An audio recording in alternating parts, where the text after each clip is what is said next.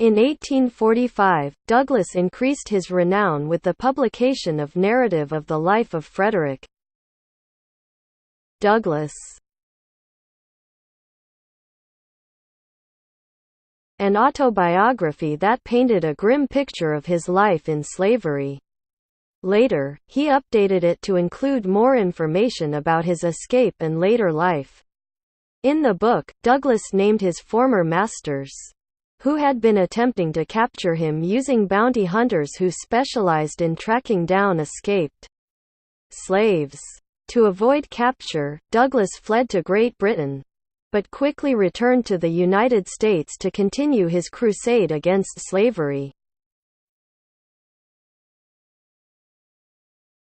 After a group of supporters paid for his freedom.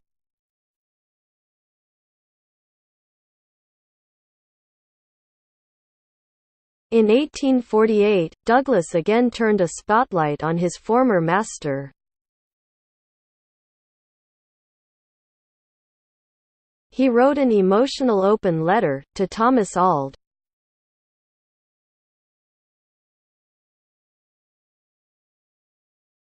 I intend to make use of you as a weapon with which to assail the system of slavery.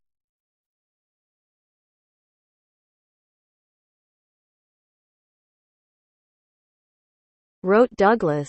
Yet he ended the letter on a surprisingly tender note.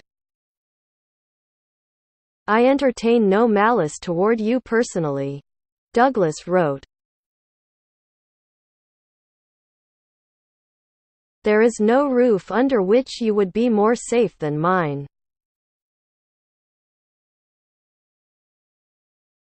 And there is nothing in my house which you might need for your comfort.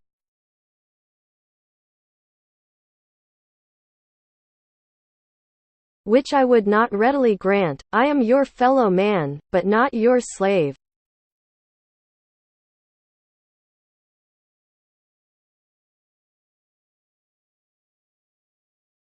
A few years later, Douglass met a member of the Auld family in person for the first time since his escape. Amanda Auld Sears, Thomas's daughter, approached Douglass after an 1857 lecture in Philadelphia, and invited him to visit her at home. Amanda's views on slavery had changed in her adulthood, and she had become an anti-slavery advocate. Despite the tensions this created in her family,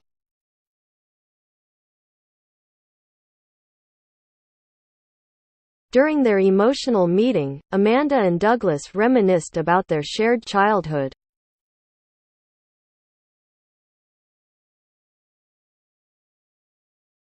Douglass also used the time to ask about his family members, who were still owned by Auld.